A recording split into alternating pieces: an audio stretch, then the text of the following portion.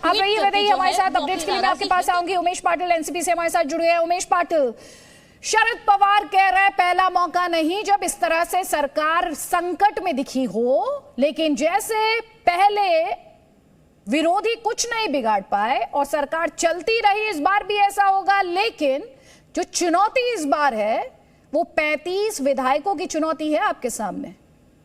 ये जो आंकड़ा बता रहे हैं ना एकनाथ जी शिंदे, ना उनके पास 35 विधायक है ऐसा कुछ विजुअल आया है, ना किसी के पास आया है।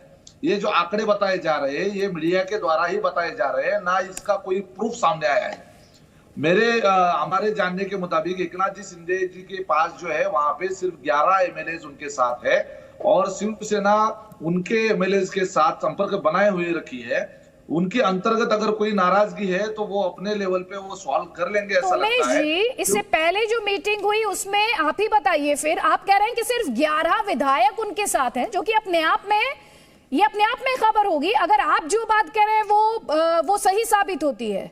आप ये बताएं कि इस समय कितने विधायक उद्धव ठाकरे के साथ हैं? फिर देखिए ये 11 विधायक जो है एकनाथ जी शिंदे उनके वो खुद के साथ, वो उद्धव ठाकरे के साथ ही है। उनके अंतर्गत कुछ नाराजगी होगी तो वो सॉल्व हो जाएगी, ऐसा पहली बार नहीं हुआ है। नहीं, लेकिन उमेश पाटिल जी वो तो कह रहे हैं हिंदुत्व की बात कर रहे हैं, वो तो हिंदुत्व की बात कर रहे हैं ना। देखिए ये सब ऊपरी बातें होती है, ऐसा कुछ नहीं है। अगर ऐसा होता, अगर हिंदुत्व का मुद्दा इतना ही कड़वा होता तो खुद एकनाथ शिंदे मिनिस्ट्री में शपथ ही नहीं लेते। फिर उन्होंने तो शपथ ली है और 2.5 साल। तो फिर ये मौजूदा क्राइसिस क्यों है, मौजूदा संकट क्यों है, नाराज क्यों है? देखिए ये नाराजगी हर पार्टी में होती है, हमारे पार्टी में भी होती है, कांग्रेस में होती है, जो भी पार्टी इस देश में, हर पार्टी में इंटरनल जो होते हैं कुछ ना कुछ नाराजगी होती रहती है और उसको सॉल्व भी किया जाता है। बीजेपी में सिर्फ अलबेल है, वहां नाराजगी नहीं है और बाकी सभी पार्टियों में ऐसा कुछ नहीं है।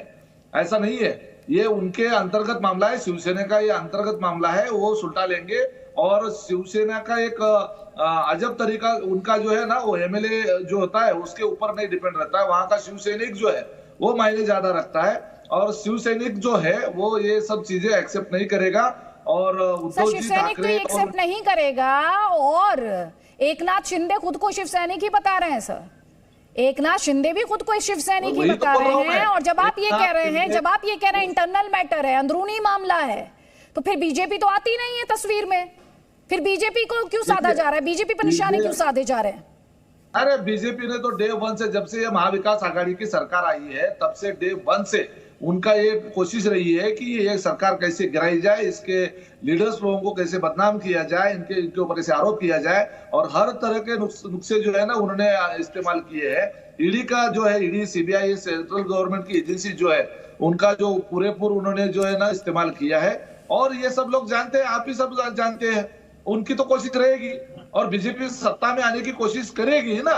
उनके पास 106 विधायक है उनके पास, अभी राज्यसभा और विधान परिषद में उनको एक कैंडिडेट जो है उनका ज्यादा चुन के आया है और उसकी वजह से उनका कॉन्फिडेंस बढ़ा है और इसीलिए ये माहौल गर्मा गया है। निरंजन शेट्टी, अभी एमएलसी में, राज्यसभा इलेक्शंस में अच्छी परफॉर्मेंस है, इसलिए बीजेपी का कॉन्फिडेंस बढ़ा है, ये कह रहे हैं उमेश पाटिल, और इसीलिए ये कोशिशें की जा रही हैं। नहीं देखिए, ऐसा मैंने पहले ही कर दिया कि आज हमारे जो महाराष्ट्र के अध्यक्ष है उन्होंने स्पष्टता से कह दिया है कि ये जो आगाज है वो हमारी ओर से कहीं पर भी हुआ नहीं। इतनी स्पष्टता कहने के पश्चात भी इनको यदि कोई इस प्रकार का बातें करना है तो स्वयं उनको मतलब वो कह सकते हैं, हम कुछ उसमें कहना नहीं चाहते। निश्चित यदि एकनाथ जी शिंदे ने कोई यदि निर्णय लिया होगा तो वो अपने सद्विवेक बुद्धि से लिया होगा और कोई निर्णय उन्होंने अभी उनको मनाना है, कुछ करना है तो ये इनकी जिम्मेवारी है ना, ये भारतीय जनता पार्टी की जिम्मेवारी नहीं है। उमेश जी, जवाब आपका। देखिए कैसे है, भारतीय जनता पार्टी की जिम्मेदारी नहीं है ऐसा ये बोल रहे हैं, लेकिन भारतीय जनता पार्टी की जो सुरक्षित जगह है जहां उनके अध्यक्ष है गुजरात में और सूरत में, उन्होंने वहां पे उनकी रहने की जगह फाइनल की है और वो अभी सेंटर पॉइंट है। तो ये गुजरात में जाने का मतलब क्या है, ये तो समझ सकते हैं ना, ये बीजेपी का रचा हुआ प्लान है। और फिर भी अगर मैंने तो ये कहा है कि उनका कॉन्फिडेंस बढ़ा है और हर पार्टी सत्ता में आने की कोशिश करती है। बीजेपी अगर कोशिश कर रही है तो उसके लिए हम लोग उनको दोष नहीं दे रहे, लेकिन जनमत के थ्रू आना चाहिए ना। ये ऐसा ये जो तोड़ मोड़ करके आप आने की कोशिश कर रहे हैं। बीजेपी भी तो आपसे सवाल पूछ सकती है ना कि असेंबली में सबसे बड़ी पार्टी के तौर पर किसे वोट किया था जनता ने? अरे उनका जमा नहीं ना शिवसेना के साथ, हमने थोड़े उनको तोड़ा है, उनकी युति को हमने तोड़ा है क्या? भाजपा सेना की युति को हमने तोड़ा है? नहीं, अभी आपने जनमत की बात की और नंबर बहुत इंपॉर्टेंट होता है, तो वो एक तथ्य था जिसके बारे में याद दिलाना बहुत ज्यादा जरूरी था। मेरे सहयोगी रवि हमारे साथ हैं। एक सवाल है मेरा उनसे, मैं उनसे ही जवाब ले लेती हूँ और उसके बाद उमेश जी मैं वापस आपको फ्लो दे दूंगी। लेकिन रवि त्रिपाठी, यहाँ पर बात की जाए इस समय जिस तरह की हलचल हम कैपिटल में देख रहे हैं, एक तरफ तो हम तस्वीरें अपने दर्शकों को दिखा रहे हैं सीएम आवास के बाहर की, बड़ी संख्या में वहां पर शिव सैनिक पहुंचे हुए हैं, उद्धव ठाकरे के साथ सॉलिडारिटी दिखाने की कोशिश की जा रही है, शिव सैनिकों द्वारा एक बड़ा मैसेज देने की यहाँ पर कोशिश की जा रही है। और दूसरी तरफ ये पूरा नंबर गेम है जो आप अपने स्क्रीन पर इस वक्त देख पा रहे हैं, और क्लेम्स एंड काउंटर क्लेम्स हैं। लेकिन बताइए, अभी हमारे साथ उमेश पाटिल हैं और वो ये दावा कर रहे हैं कि जो 35 विधायक एकनाथ शिंदे के साथ बताए जा रहे हैं, दरअसल ये नंबर उतना है ही नहीं। वो तो दावा कर रहे हैं सिर्फ 11 विधायक है। इसे लेकर आपके पास कोई कॉन्फर्मेशन है क्या? आपके सोर्सेस क्या बता रहे हैं? जी, एकनाथ शिंदे फिलहाल जो नाराज होके गए हैं, उनके साथ फिलहाल विधायक है वो 22 विधायक है। एकनाथ शिंदे के साथ 22 विधायक फिलहाल है, ऐसी ऑफिशियल इंफॉर्मेशन जो है वो मिल रही है। और शिवसेना के 12 बजे के बैठक में केवल 20 से 22 विधायक मौजूद थे। तो फिर इतने विधायक फिर कहाँ गए, ये सवाल भी उपस्थित होता है, क्योंकि काफ़ी सारे विधायक अभी भी नॉट रीचेबल है। अभी भी नॉट रीचेबल जितने भी विधायक हैं उनमें कुछ कांग्रेस के विधायक भी हैं। तो क्या कांग्रेस के विधायक कहाँ गए? और शिवसेना के बैठक में अगर 20 से 22 विधायक पहुंचे हैं, 20 से 22 विधायकों के साथ उद्धव ठाकरे इन्होंने बैठक की है, इस वजह से 7 बजे फिर एक बार उन्होंने बैठक बुलाई है।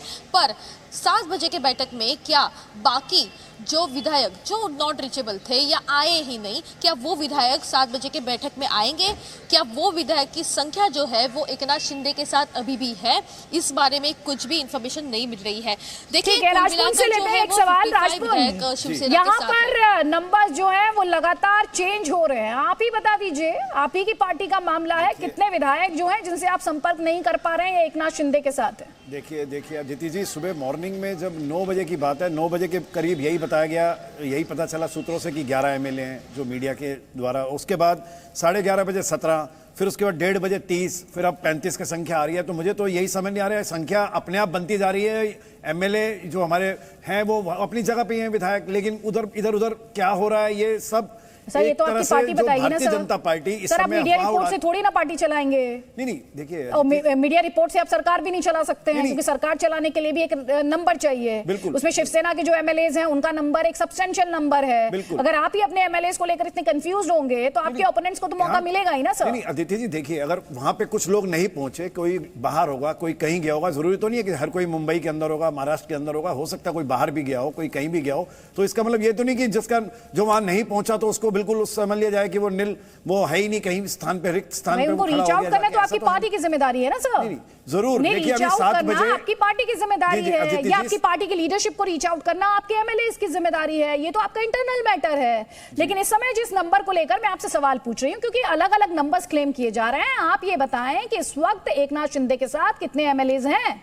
देखिए अदिति जी, कितने एमएलए इसके ऊपर हम नहीं जाएंगे। हम ये चाहेंगे कि अपने जो घर से नाराज होके जो गया है, कोई भी घर से नाराज होके जा सकता है, उनकी अपनी जो इस समय मनोस्थिति होगी या उनको लग रहा होगा कि जो भी उनके अंदर बात होगी उसको मनाने की पूरी कोशिश की जा रही है माननीय उद्धव ठाकरे साहब के द्वारा, और जल्दी ही उनको मना लिया जाएगा। और 2:32 पर एकनाथ शिंदे जी का एक ट्वीट आया है, मैं वो बताना चाहूंगा कि उन्होंने साफ कहा है कि मैं किसी लालच में, किसी प्रकार के लालच के अंदर नहीं जाऊंगा, मैं सच्चा शिव सैनिक हूं, बाला साहब ठाकरे का शिव सैनिक हूं। उन्होंने इस बात को हिंदुत्व की बात की है उन्होंने, इस प्रकार से कोई आपको हिंदुत्व की याद दिलाई है उन्होंने? बिल्कुल, उन्होंने हिंदुत्व की तो हम हिंदुत्व से हटे कहाँ है आदित्य जी? हिंदुत्व से तो हटे ही नहीं कभी, हमने तो कभी कहा ही नहीं हिंदुत्व से हम हटे।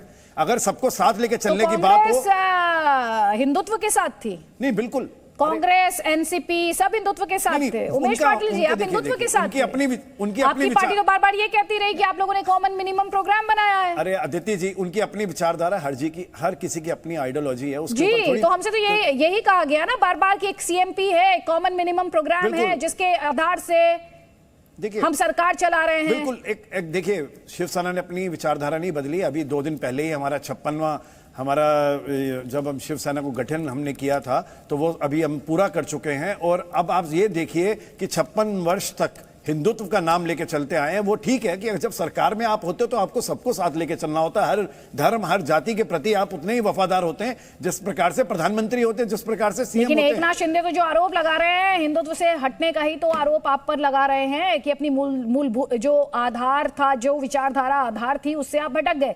रमेश कामले, अभी विदई को आप सुन रहे थे, वो कह रही हैं कि कांग्रेस के भी ऐसे एमएलएज हैं जो इस वक्त ट्रेस नहीं हो पा रहे हैं, जिनके साथ संपर्क नहीं हो पा रहा है, जिन तक पहुंचा नहीं जा पा रहा है। आपकी पार्टी इस समय आपके साथ आपके सारे एमएलएज हैं क्या? कांग्रेस की पार्टी सब हमारे साथ है। कांग्रेस की पार्टी कहा गई नहीं है, सब विधायक एक साथ है, वो बिल्कुल यहाँ आ जाएंगे नहीं। वो भी साथ है क्या जिन्हें लेकर दावे किए गए क्रॉस वोटिंग के, वो भी साथ हैं? सब साथ है। क्रॉस वोटिंग के किसने क्रॉस वोटिंग नहीं की है मैडम, सब साथ में है, कोई कहा गया नहीं है। हमारे साथ उमेश पाटिल भी है। उमेश पाटिल, लगातार एमएलएज को लेकर तरह तरह के दावे किए जा रहे हैं, नंबर लगातार चेंज हो रहा है। शिवसेना के एमएलएज की बात की जाए, एनसीपी की अगर बात की जाए तो एनसीपी में सब साथ हैं, सब लोग साथ में हैं। और अभी कल विधान परिषद के इलेक्शन में हमारे जितने नंबर है उससे तो 5 वोट जो है हमें ज्यादा मिले हैं। तो ये तो प्रूव होना है, अभी कल के इलेक्शन में ही प्रूव हो गया है। तो सरकार बचेगी? आपकी पार्टी तो, आपके एमएलए तो साथ हैं, पर सरकार बचेगी? सरकार 100% बचेगी। ये जो है हर ऐसे होते रहते हैं, राजनीति में ऐसे उतार चढ़ाव आते रहते हैं, और ऐसी घटनाएं ये पूरे देश ने पहली बार नहीं देखी है। ऐसी घटनाएं जो है होती रहती है, और ये सब राजनीति में हर एक निपुण होते हैं। अगर कोई नाराजगी होगी तो वो दूर की जाएगी और सब दुरुस्त हो जाएगा। फिर कैसे होता है ना, राजनीति में सिर्फ नंबर गेम नहीं होता है, बाद में पब्लिक को मुंह दिखाना होता है, और बाद में हर एक को चुन के आना भी होता है। तो पब्लिक में क्या मुंह लेके जाएंगे? गद्दार का ठिप्पा लगा के जाएंगे क्या? नहीं, पब्लिक को क्या मुंह दिखाएंगे? ये तो महाराष्ट्र विधानसभा की जो तस्वीर है वही अपने आप में बहुत कुछ है। दर्शकों को बताइए, अगर नंबर गेम के लिहाज से बात की जाए तो इस समय, क्योंकि जो शिवसेना के एमएलए जिनका नंबर एक डेफिनेट नंबर फिलहाल नहीं बताया जा रहा है, लगातार वो नंबर चेंज हो रहा है एकनाथ शिंदे के साथ, उस लिहाज से 7 बजे की ये जो मीटिंग है, इस मीटिंग में वो कौन कौन से बड़े सवाल हैं और क्या क्या तस्वीर पेश करने की, क्या दिखाने की कोशिश, क्या अचीव करने की कोशिश उद्धव ठाकरे कर रहे हैं उस मीटिंग के माध्यम से? जी अदिति जी, 7 बजे की बैठक जो है वो काफ़ी महत्वपूर्ण है, क्योंकि 7 बजे फिर एक बार शिवसेना के विधायकों की बैठक उद्धव ठाकरे इन्होंने बुलाई है, और खास तौर पर उस बैठक में नेता जो है वो शिवसेना के वो भी शामिल हो जाएंगे। इसके पहले अजित पवार के साथ उद्धव ठाकरे की बैठक है। अजित पवार से भी काफ़ी सारी चीज़ें जो है वो उद्धव ठाकरे बात करने वाले हैं, क्योंकि अजित पवार को लेकर भी शिवसेना के काफ़ी विधायक जो है वो नाराज चल रहे थे, क्योंकि अजित पवार उनके चुनावी क्षेत्र के लिए जो निधि चाहिए होती है वो नहीं दे पा रहे थे। इस वजह से काफ़ी बार अजित पवार के खिलाफ भी कंप्लेंट जो है वो उद्धव ठाकरे इनके पास शिवसेना के विधायकों ने की है। तो अजित पवार के साथ पहले वो बैठक करेंगे, और उसके बाद जो है वो अपने विधायकों के साथ उद्धव ठाकरे जो है वो बैठक करने वाले हैं। पर और एक चीज़ अगर अदिति आपने देखी हो तो शरद पवार इन्होंने जो बाइट दी थी, शरद पवार इन्होंने ऐसे बोला था कि हम विरोधी बेंच पर भी जाके बैठ सकते हैं। अगर गौर से देखा इस सेंटेंस को तो जैसे अभी फिलहाल शिवसेना के पास जो है वो 56 एमएलएज है, एनसीपी उसके बाद है और कांग्रेस उसके बाद है। अगर शिवसेना के एमएलएज कम होते हैं तो जाहिर सी बात है एनसीपी जो है वो सेकंड नंबर जो पार्टी है वो उभर कर आएगी। तो कहीं ना कहीं क्या शरद पवार ये एक्सेप्ट कर रहे हैं कि वो विरोधी बेंच के लिए जाने बैठ सकते हैं, या बीजेपी सत्ता स्थापन कर सकती है और वो विरोधक करके बैठ सकते हैं? तो कहीं ना कहीं शिवसेना बहुत सारे सवाल है, और अपने आप में इस वक्त जो महाराष्ट्र की सियासत में हो रहा है और जिस तरह की बयान बयानबाजी हो रही है, क्लेम्स एंड काउंटर क्लेम्स हैं, बार बार हम आपसे कह रहे हैं क्लेम्स एंड काउंटर क्लेम्स है कि खास मेहमान हमारे साथ हैं, देश रत्न निगम भी आपको दिखाई दे रहे हैं, आरएसएस समर्थक हैं। आगे बढ़ेंगे लेकिन उससे पहले जो पॉलिटिकल रिएक्शंस हैं जल्दी से आप देखिए। संजय राउत के इस प्रकार से भड़काऊ भाषणों से, जिसको मराठी में कहते हैं कि चुभने वाले बातों से ही ये सारे प्रॉब्लम निर्माण हुए हैं उनकी पार्टी में भी, और लोग इसको बर्दाश्त नहीं करेंगे। इसका उदाहरण एकनाथ शिंदे जी की बगावत है। संजय राउत, मैं एकनाथ शिंदे जी को पहचानता हूँ, वो ऐसे व्यक्ति है, वो बिना शर्त एक शिवसैनिक के नाते अपने घर वापस आ जाए। भाजपा की जो राजनीति है, केंद्र की सत्ता का दुरुपयोग, केंद्र की तपास यंत्रणा का दुरुपयोग, यही उनकी रणनीति रही है। ये असत्य के तरफ भारतीय लोकतंत्र को लेके जा रही है। तो नाना पटोले को आप सुन रहे हैं, नाना पटोले कह रहे हैं सत्य की तरफ ले जाना चाहते हैं। लगातार तस्वीरें हम आपको दिखा रहे हैं, सीएम आवास के बाहर की तस्वीरें हैं जो आप देख रहे हैं। बड़ी संख्या में शिव सैनिक वहां पर पहुंचे हैं और देखिए शिंदे से, एकनाथ शिंदे से नहीं मिल पाए हैं शिवसेना नेता।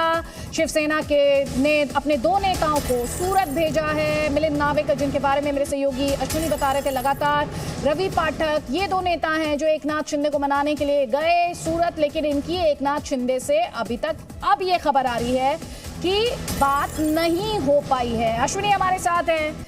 अश्विनी, थोड़ी देर एकनाथ शिंदे से मिल नहीं पाए हैं मिलिंद नावेकर, 2 नेता भेजे गए हैं शिवसेना की तरफ से और रवि पाठक और मिलिंद नावेकर की मुलाकात नहीं हो पाई है एकनाथ शिंदे से। राजपुंजी जी, ये क्या हो रहा है? देखिए, अब नहीं मुलाकात हो पाई, वहाँ पर किस कारण से उनको मिलने नहीं दिया गया, या फिर अभी जैसे देखिए कभी भी कोई इंसान गुस्से में होता है तो उस समय वो हो सकता है कि अभी थोड़ा सा उनका गुस्सा शांत हो जाए, तो उसके बाद ज़रूर समीकरण चेंज होंगे और ज़रूर वो सामने आएंगे और इस बात को स्वीकार करेंगे। चलिए आप ही बताइए, वो आपसे नाराज क्यों हैं? अब ये तो देखिए उनके अंदर है, अभी तो जब तक कोई बात नहीं हो पाएगी तब तक कैसे पता चल पाएगा कि वो क्यों नाराज हैं, ऐसा क्या हो गया जिसकी वजह से वो उनको आज एक स्थान से अपने दूसरे स्थान पर जाकर अपनी जो ये लगातार दावा तो ये किया जा रहा है कि वो चाहते हैं जो हिंदुत्व की पिच है जिस पर शिवसेना हमेशा से रही, बाला साहेब के टाइम से, जो बाला साहेब की लेगेसी भी है, उसी पर वो कह रहे हैं कि आप एनसीपी और कांग्रेस से अलग हो जाइए और बीजेपी इसका से हाथ मिला लीजिए, बीजेपी का साथ दीजिए। देखिए अदिति जी, वो क्या कह रहे हैं वो ये सब बात के विषय हैं, लेकिन सबसे पहले ये है कि पहले तो मैं ये बता दूं कि शिवसेना ने अपना हिंदुत्व छोड़ा ही नहीं है और हमने कभी भी ये नहीं कहा कि हमने अपना हिंदुत्व छोड़ा है। अब भी हम अयोध्या की यात्रा करके आए हैं, भगवान श्री राम का अभी आशीर्वाद लेके आए हैं और उसके बाद हम ये कैसे कह सकते हैं कि हम हिंदुत्व की बात हमने छोड़ दी और हमने कभी इस बात को नहीं कहा। ये नहीं है कि अगर आप किसी मुस्लिम या किसी दूसरे धर्म या किसी जाति के प्रति आप कटु शब्द प्रयोग करो या उसके खिलाफ कोई मोर्चा खोल दो तो इसका मतलब आपका हिंदुत्व नहीं है, ऐसा तो कहीं है ही नहीं। बाला साहब ठाकरे जी ने कभी भी ऐसा नहीं सिखाया हमें कि इस प्रकार से देश रत्न निगम। महाराष्ट्र की सियासत में इस समय जो भूचाल या भूकंप आया हुआ है उसके लिए बीजेपी के विरोधी बीजेपी को कटघरे में खड़ा कर रहा है, बीजेपी का षड्यंत्र बता रहे हैं इसे संजय राउत। आदित्य जी, जहां तक देखें, जिस दिन ये गठबंधन महाविकास आघाड़ी ने सरकार बनाई थी उसी दिन से परेशानियां हैं। ये गठबंधन में कभी कोई मजबूती नहीं थी, हमेशा से ये कहा जा रहा था कि ये अब गिरा तब गिरा और विरोधाभास इतना था कि ऊपर से तो नेताओं ने हाथ मिला लिया लेकिन कार्यकर्ताओं ने नीचे हाथ नहीं मिलाया, ना उनके दिल मिले एनसीपी से या कांग्रेस के साथ। ये विरोधाभास हमेशा से रहा, विचारधारा लेकिन का रहा। देश रत्न निगम जी, ये बात तो शरद पवार ने कही कि बीजेपी लगातार इस सरकार को गिराने की कोशिश करती रही, बार बार इस तरह के संकट में महाराष्ट्र की सरकार को धकेला गया। देखिए, इसमें बीजेपी को कोई जरूरत ही नहीं है गिराने की, ये गिरने के लिए अंदर से भूचाल हमेशा से बना हुआ है और तैयार बैठे हुए थे। तो बीजेपी प्रतिस्पर्धा की राजनीति में है तो ऐसे हालात का वो फायदा जरूर उठाएगी क्योंकि वो राजनीति में है, लेकिन उनको कुछ करने की जरूरत ही नहीं है। यहाँ पर वो कार्यकर्ताओं के, एनसीपी के और कांग्रेस के और शिवसेना के कभी हृदय मिले ही नहीं। ऊपर से नेताओं ने जरूर हाथ मिला लिया लेकिन कार्यकर्ता अभी भी अलग है, वो उनको लगता है। ठीक है, जवाब ले लीजिए। उमेश पाटिल जी ये कह रहे हैं दिल तो आपके कभी मिले ही नहीं, ऊपर से आपने हाथ मिला लिया सत्ता के लालच में। ये उनका अपना ओपिनियन है, ऐसा नहीं है। अगर वैसे नहीं होता तो ये तीनों मिलके गवर्नमेंट बनता नहीं और 2.5 साल जो है वो कम कालावधि नहीं है, आधा, ये गवर्नमेंट का आधा कालावधि तो जो है हमने कंप्लीट कर लिया है और डे वन से लेकर बीजेपी की ये कोशिश रही कि महाराष्ट्र की ये जो गवर्नमेंट है वो गिराई जाए, और ये इसलिए उनपे नौबत आई क्योंकि उन्होंने पिछले गवर्नमेंट में शिवसेना के साथ जो व्यवहार बीजेपी ने किया वो अपमानजनक था। इसलिए शिवसेना ने ये निर्णय लिया कि अभी बीजेपी के साथ नहीं जाएंगे। अगर बीजेपी के साथ जाएंगे तो उनकी खुद की पार्टी ही खत्म हो जाएगी, क्योंकि बीजेपी की ऐसी हिस्ट्री रही है कि जिसके साथ वो जिसको साथ लेके जो राज्य में उन्होंने चुनाव लड़े या वहां पे पार्टी उनकी मजबूत की, उसी पार्टी को उन्होंने खत्म किया, जैसे कि जेडीयू। ऐसे बहुत से उदाहरण है। तो शिवसेना को उनका खुद का जो अस्तित्व महाराष्ट्र का है वो खतरे में लगा, इसलिए शिवसेना ने निर्णय लिया कि अभी बीजेपी के साथ नहीं जाएंगे। तो उन्होंने सेक्युलर होते हुए भी कांग्रेस एनसीपी को साथ में लेके गवर्नमेंट बनाई, खुद शिवसेना का मुख्यमंत्री पहली बार बना।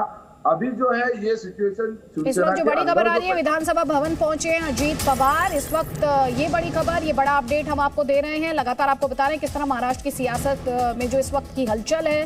फिलिप वलसे पाटिल और अनिल देसाई भी पहुंचे हैं, अरविंद सावंत भी विधानसभा भवन पहुंचे हैं। लगातार आप अगर पूरे स्टेटमेंट्स आज देंगे, जिस तरह की बयानबाजी हुई है, एनसीपी और कांग्रेस द्वारा कहा गया शिवसेना का इंटरनल मैटर है। थोड़ी देर पहले इस तरह की खबरें आई कि एकनाथ शिंदे की मुलाकात हुई है मिलिंद नार्वेकर से। पहले ये दावा किया जा रहा था कि मिल नहीं पा रहे हैं, अब एक बार फिर से ये खबर आई कि एकनाथ शिंदे मिले नहीं हैं। जो दोनों नेता शिवसेना द्वारा भेजे गए उन्हें समझाने के लिए, उन्हें मनाने के लिए। तो लगातार खबरें आ रही हैं, तरह तरह के दावे भी किए जा रहे हैं और काउंटर क्लेम्स भी आ रहे हैं। और मेरे सहयोगी भी लगातार हमारे साथ हैं, पॉलिटिकल गेस्ट भी हमारे साथ हैं।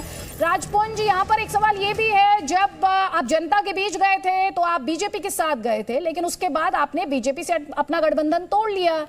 आज एक बार फिर से आप मुश्किल में अगर हैं तो कौन सा हाई मॉरल ग्राउंड की दुहाई आप दे सकते हैं? नहीं अदिति जी, देखिए, हम बीजेपी के साथ थे तो बीजेपी के साथ गए थे, उसमें कोई दो राय नहीं है। हम सबसे बड़ी बात है, हम हिंदुत्व के साथ थे और हिंदुत्व के साथ गए थे, और आज भी हम हिंदुत्व पे हैं, तो इसमें कोई दो राय नहीं है। हम हिंदुत्व के साथ हैं और 56 सालों से उसके ऊपर खड़े हुए। तो इसका मतलब ये नहीं है कि आज अगर बीजेपी है नहीं है हमारे साथ, उससे कोई वो नहीं है।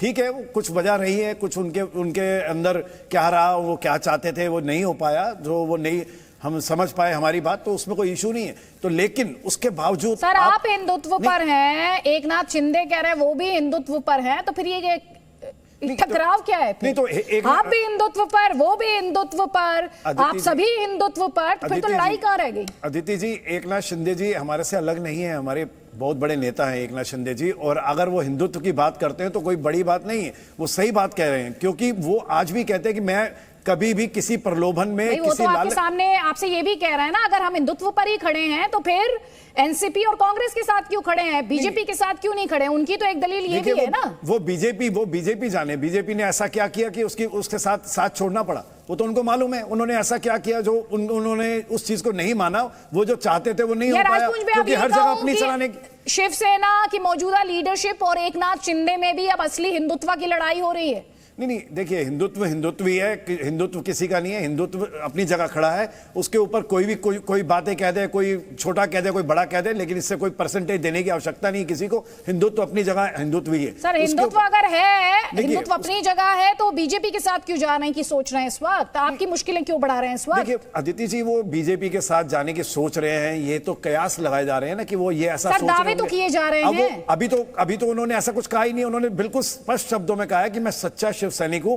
दावे किए जा रहे हैं, और राजनीति में एक एक शब्द के मायने होते हैं। आई एम श्योर आपने उनकी तरफ से क्या कहा गया, एकनाथ शिंदे की तरफ से आपने पढ़ा होगा सर वो, और राजनीति में एक एक लफ्ज जो है उसके मायने होते हैं। अदिति जी, आप इससे तो इनकार नहीं करेंगे ना राजपुंज जी? नहीं, इनकार नहीं कर रहे हैं अदिति जी, लेकिन देखिए उनका ट्वीट, मैंने 2:32 पर जब उनका ट्वीट आया तो उस चीज से ही पता चल पाया कि उनके मन के अंदर जो उन्होंने बिल्कुल सही अपनी बात रखी है, और उनकी बात के अंदर कहीं कुछ ऐसा गलत नहीं मिल रहा कि वो बीजेपी के साथ जाएंगे या बीजेपी के साथ जा रहे हैं या इतने एमएलए लेके गए, इतने एमएलए आएंगे, ऐसा कुछ भी नहीं है उसके अंदर। ठीक है, मेरे सहयोगी अश्विनी इस वक्त हमारे साथ हैं। हम अपने दर्शकों को लगातार बता रहे हैं कि अजीत पवार मिलेंगे मुख्यमंत्री उद्धव ठाकरे से। अब से थोड़ी देर बाद 6 बजे ये मुलाकात होगी। वैदेही हमें बता रही थी कि 6 बजे ये मुलाकात है सीएम उद्धव ठाकरे और अजीत पवार के बीच, और फिर 7 बजे शिवसेना के जो विधायक हैं उनकी मीटिंग बुलाई गई है सीएम उद्धव ठाकरे द्वारा। मेरे सहयोगी अश्विनी और डिटेल के साथ है। अश्विनी, अब से बस थोड़ी देर बाद ये मुलाकात, करीब 20 मिनट का वक्त इस मुलाकात में जाहिर तौर पर महाराष्ट्र में जो मौजूदा सियासी संकट है उस पर बात होगी। ये मीटिंग कितनी क्रूशियल, इस मीटिंग से क्या किसी तरह का ब्रेक थ्रू निकल सकता है, कोई समाधान मिल सकता है क्या? क्योंकि एकनाथ शिंदे तो इस मीटिंग का हिस्सा है नहीं।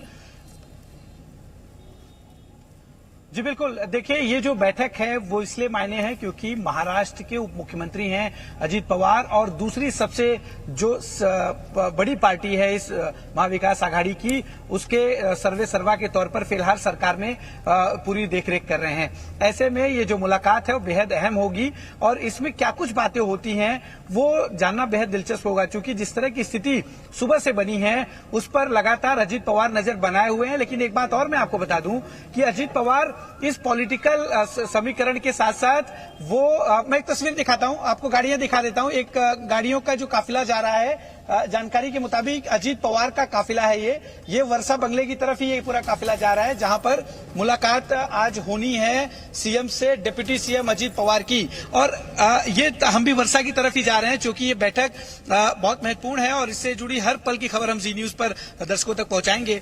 ये जो पूरा एक तरह से क्राइसिस हुआ है शिवसेना में और शिवसेना के जरिए महाविकास आघाड़ी में, वो इसलिए क्योंकि एकनाथ शिंदे जो है नाराज होकर गए हैं। और ये जो 6 बजे की बैठक है इसमें एकनाथ शिंदे की जो बातचीत अभी मिलिंद नार्वेकर से हुई है सूरत के उस होटल में, क्योंकि सूरत के होटल में करीब आधे पौने घंटे पहले ही मिलिंद नार्वेकर रविंद्र फाटक के साथ पहुंच गए थे, उसकी जानकारी भी उद्धव ठाकरे तक आएगी और वो डिस्कस जो है इस बैठक में होगा।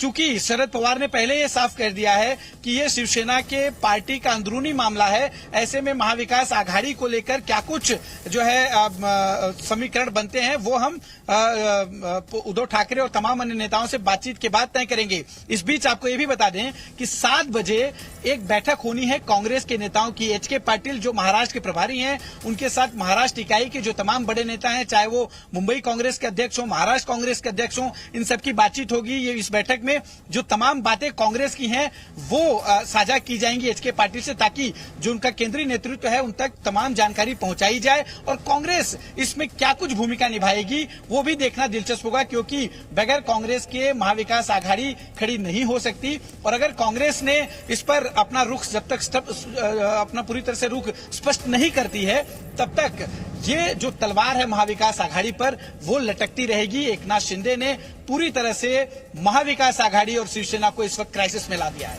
जी, रविंद्र कुमार हमारे साथ है। रविंद्र कुमार, देवेंद्र फडणवीस की जो बीजेपी की टॉप लीडरशिप है उससे मुलाकात की बात और जो बीजेपी की परफॉर्मेंस रही, चाहे वो राज्यसभा इलेक्शंस में रही हो या फिर एमएलसी में रही हो, उस सब के बाद लगातार जो विरोधी है, खासतौर पर जो महाविकास आघाड़ी के में जो पार्टियां हैं वो कह रही हैं बीजेपी एक अपॉर्चुनिटी देख रही है इस वक्त महाराष्ट्र में सरकार गिराने में। बिल्कुल, आप देखिए कि महाआघाड़ी पहली बार अगर देखा जाए सही मायने में 2.5 साल में बैकफुट पर दिखाई दे रही है। शरद पवार भी कह रहे हैं कि सरकार बच जाएगी, सरकार पर कोई खतरा नहीं, उद्धव ठाकरे, संजय राउत सभी कह रहे हैं, लेकिन कोई कंफर्म होकर नहीं कह रहा है कि हाँ एकनाथ शिंदे उनके पाले में है, वापस आ जाएंगे, सभी वापस आ जाएंगे, सरकार को पूरी तरह से कोई खतरा नहीं है। लेकिन खतरा सर पर मंडरा रहा है। जैसा बताया जा रहा है एकनाथ शिंदे गए हुए हैं, 30-35 उनके साथ विधायक है, केंद्रीय नेतृत्व वेट एंड वॉच पर है। देवेंद्र फडणवीस से पूरी रिपोर्ट ली जा रही है, सी.आर. पाटिल गुजरात के जो अध्यक्ष हैं उनसे पूरी रिपोर्ट ली जा रही है। और अब से थोड़ी देर बाद ही संसदीय बोर्ड की बैठक जो होने वाली है बीजेपी मुख्यालय में, जिसमें प्रधानमंत्री नरेंद्र मोदी और तमाम संसदीय बोर्ड के नेता रहेंगे, नितिन गडकरी भी उसमें रहेंगे। जाहिर सी बात है ये राष्ट्रपति चुनाव को लेकर है, लेकिन जब संसदीय बोर्ड बैठेगा तो महाराष्ट्र की जो अभी मौजूदा हालात है उस पर भी चर्चा होगी। और अगर 145 से ज्यादा विधायकों का समर्थन एक तरह से कहा जाए कि देवेंद्र फडणवीस ने अगर केंद्रीय नेतृत्व को आश्वस्त कर दिया होगा नंबर देखकर, तो कहीं ना कहीं संसदीय बोर्ड को भी हरी झंडी मिल सकती है। और अगर 145 से ज्यादा का आंकड़ा हो गया बीजेपी विधायक प्लस एकनाथ शिंदे और दूसरे मिलाकर, तो हो सकता है कि अगले 24 घंटे में महाराष्ट्र में बड़ा परिवर्तन दिखाई देगा आपको। तो कुल मिलाकर रविंद्र आप ये कह रहे हैं कि अगर देवेंद्र फडणवीस नंबर्स को लेकर कन्विंस कर पाते हैं लीडरशिप को, संसदीय बोर्ड को, तो उसके बाद बीजेपी की स्ट्रैटेजी में हम एक शिफ्ट देखेंगे। क्योंकि अगर मौजूदा इस वक्त जब हम और आप बात कर रहे हैं तो बीजेपी की स्ट्रैटेजी जो है, जो रणनीति है, वो सीधे तौर पर वेट एंड वॉच की है। बिल्कुल, देखिए अजीत पवार के साथ सरकार बनाए, कुछ घंटों में वो सरकार चली, उसके बाद बहुत फजियत हुई थी। यहाँ तक कि लाक्षण बीजेपी नेतृत्व सरकार के नेतृत्व पर भी उठा था और उसके बाद जितनी फजियत हो सकती थी बीजेपी नेतृत्व की उतनी हुई। इसलिए फूक फूक कर कदम उठाया जा रहा है। ठीक है, एकनाथ शिंदे आए हुए हैं, उनके साथ 35 विधायकों का समर्थन वो दावा कर रहे हैं, लेकिन ये क्या सभी विधायक बीजेपी के साथ आएंगे? क्या बीजेपी की सरकार बनाने में मदद करेंगे या बीजेपी के साथ कोई एक मोर्चा बनाकर बीजेपी की सरकार में शामिल होंगे? ये सब कुछ अगर तय होने के बाद ही हरी झंडी मिलेगी, उसके पहले नहीं। नंबर और आश्वासन एकनाथ शिंदे का कि उनके साथ इतने विधायक हैं, 145 का आंकड़ा पार हो रहा है, उसके बाद ही सरकार बनाने या सरकार गिराने की मुहिम वहां पर चलेगी। और विदई भी लगातार हमारे साथ हैं और अश्विनी भी हमारे साथ हैं। अश्विनी, लगातार ये जो मीटिंग है अब से थोड़ी देर बाद उद्धव ठाकरे और अजीत पवार के बीच, बहुत इंपॉर्टेंट ये मीटिंग इस लिहाज से भी कि 7 बजे सीएम उद्धव ठाकरे शिवसेना के विधायकों से मिलने जा रहे हैं। क्या क्लैरिटी मिल पाई है कि एकनाथ शिंदे के साथ कितने विधायक हैं? क्योंकि उमेश जी यहाँ पर बैठे हैं, लगातार कई लीडर्स ऐसे भी हैं जो ये कह रहे हैं कि एकनाथ शिंदे के साथ 11 से ज्यादा एमएलए नहीं है। जी देखिए, यहाँ पे बहुत ज्यादा जरूरी है कि क्लियर कर दें कि 19 करीब विधायक जो थे, जो वर्षा बंगले पर पहुंचे थे, जिनकी निशानदेही की गई और ये समझ में आया कि 19 लोग करीब करीब वर्षा बंगले पर आए हैं। तो बाकी 36 विधायक कहाँ हैं? आपको बता दें कि 56 विधायक पूरे शिवसेना के 2019 में चुनकर आए थे, जिसमें से रमेश लटके जो अंधेरी से विधायक हैं उनकी मौत हुई है। तो कुल 55 विधायक फिलहाल शिवसेना के खुद के हैं। इसके अलावा अलग पार्टियां और जो निर्दलीय उन्होंने समर्थन किया हुआ है सरकार को। लेकिन हम 55 के आंकड़े को अगर देखें और 19 विधायकों की निशानदेही होती है जो वर्षा पर पहुंचते हैं, तो 36 विधायक कहाँ हैं, ये सबसे बड़ा सवाल है। इसलिए 35 विधायकों की जो जानकारी है वो 35 विधायक हो सकते हैं एकनाथ शिंदे के साथ। और 35 आंकड़ा आप समझिए अदिति कि बहुत बड़ा आंकड़ा है, चूंकि जैसे ही 35 169 का जो रिपोर्ट दी गई थी, 169 विधायकों के समर्थन की, अब अगर उसमें से आप 35 माइनस कर देती हैं तो सरकार सीधे जो है अल्पमत में आ जाती है। और अगर ये 35, हालांकि अभी बीजेपी की तरफ से कुछ नहीं कहा जा रहा है, लेकिन अगर ये 35 बीजेपी के साथ जाते हैं तो सीधे तौर पर बीजेपी का आंकड़ा 169 हो जाएगा। अब मैं आपको समझाता हूं कि 169 कैसे हो जाएगा। दरअसल बीजेपी को विधान परिषद के चुनाव में 134 वोट सीधे तौर पर मिले हैं। बीजेपी का जो आंकड़ा है, उनके पास 106 विधायक बीजेपी पार्टी से सीधे तौर पर चुनकर आए हैं, लेकिन 134 सीधे वोट बीजेपी को मिले हैं, जिसमें निर्दलीय साथ ही क्रॉस वोटिंग भी हुई है। यानी कि 134 लोग बीजेपी के समर्थन में विधान परिषद चुनाव के बाद से आए हैं। और अगर ये 35 एकनाथ शिंदे के साथ वाले भी अगर जुड़ते हैं तो बीजेपी का आंकड़ा 169 हो जाता है। हालांकि ये सब आंकड़ों का खेल है, अभी पुख्ता तौर पर कुछ जो है कहना जल्दबाजी होगी। ठीक है उमेश पाटिल, थोड़ी देर पहले आप 11 एमएलए के सपोर्ट का क्लेम कर रहे थे एकनाथ शिंदे पर। मेरे सहयोगी सीधे तौर पर आपको ये बता रहे हैं कि किस तरह से ये नंबर कहीं ज्यादा बड़ा है जितना आप सोच रहे हैं। देखिए, ये मैंने जो कहा कि किसी ने जो है ना अपने पास नंबर इतने हैं ये शो नहीं किए, इसका कोई पुख्ता सबूत या प्रूफ सामने नहीं आया है। कल विधान परिषद की जो इलेक्शन हुआ वो होने के बाद सभी विधायक अपने अपने गांव चले गए। सुबह ही मीटिंग जो बुलाई गई उसमें अंतर है, बहुत से लोग जो है ट्रेन से चले गए। ये पूरे महाराष्ट्र के विधायक थे। सब लोग कल का इलेक्शन खत्म होने के बाद बहुत दिनों से यहाँ पे होटल पे रुके हुए थे। इलेक्शन खत्म होने के बाद सब लोग चले गए, तो अभी उनको बुलाया गया होगा। अभी हमारे एनसीपी के जो विधायक है सब लोग तो यहाँ पे नहीं है, अपने अपने कॉन्स्टिट्यूंसी में चले गए वापस। 2 हफ्ते से राज्यसभा इलेक्शन और ये असेंबली, ये जो विधान परिषद का इलेक्शन, लगभग 2 हफ्ते से ज्यादा ये लोग इधर मुंबई में थे। तो अभी अब ठीक है, विदई हमारे साथ है। विदई, आपकी अगर शिवसेना के एमएलए से बात हो पा रही हो या पार्टी के अंदर जो आपके सोर्सेज हैं वो क्या बता रहे हैं इस वक्त? क्या कोई एक आंकड़ा फिक्स कर पा रहे हैं कि कितने विधायक हैं, कितने एमएलए हैं जो इस वक्त एकनाथ शिंदे के साथ हैं?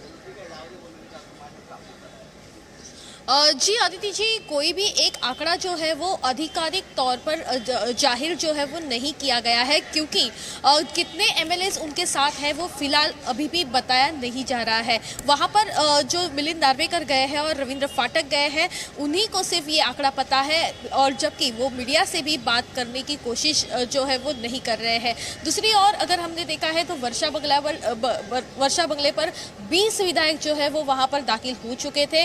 तो 20 अगर वहां पर है तो एकनाथ शिंदे के पास कितने हैं, इतना भी एक सवाल उपस्थित होता है। आज अनिल परब जो है वो ईडी की इंक्वायरी के लिए गए थे, शायद उनका एक आंकड़ा जो है वो यहाँ पर काउंट नहीं हो जाएगा। वो एक महत्वपूर्ण मंत्री है क्योंकि संसदीय मंत्री है, और संसदीय मंत्री और शिवसेना के चाणक्य जो है वो अनिल परब जाने जाते हैं। तो क्या उनको कुछ इस बारे में पता है क्या? इस बारे में भी कुछ इन्फॉर्मेशन नहीं मिल पा रही है, क्योंकि चंद्रकांत खैरे जो शिवसेना के बड़े और कद्दावर नेता है, उन्होंने भी एक सुबह आएंगे आपके पास, और हम अपने दर्शकों को तस्वीरें दिखा रहे हैं। अजय चौधरी को शिवसेना के विधायक दल का नेता चुना गया है। आप जानते हैं एकनाथ शिंदे को हटाया गया।